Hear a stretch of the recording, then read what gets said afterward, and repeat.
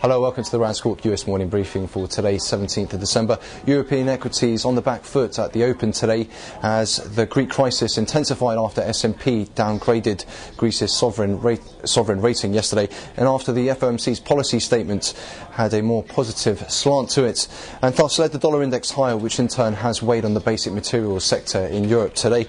Dollar index has traded up over %, which marks the highest level in 3 months.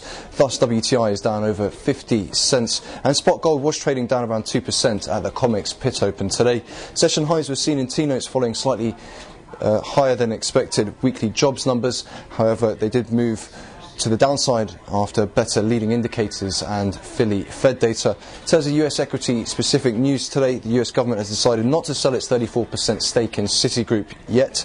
The government is holding on to shares because the stock a company issued to repay TARP sold for just $3.15 per share amid a weak response from investors. As a result of the weak reception surrounding Citi's offering, financials have underperformed since the US equity cash opened today.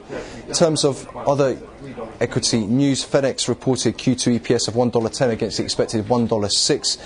Revenues also came in slightly better. However, the company did say it saw Q3 EPS of between 50 and 70 cents against the expected 84 cents, and thus that did weigh on their shares at the open today. Also, General Mills reporting Q2 EPS ex items of 154 against the expected 145.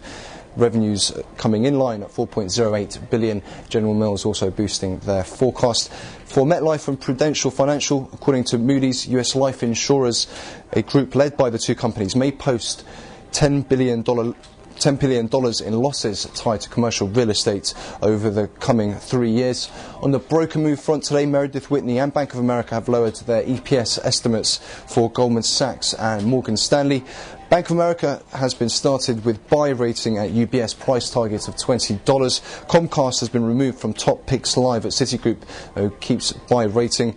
So looking ahead, nothing in the way of data scheduled. However, we will be looking out for aftermarket earnings from Research in Motion, Oracle and Nike, and also comments from Fed's Fisher at 1800 GMT or 1200 CST.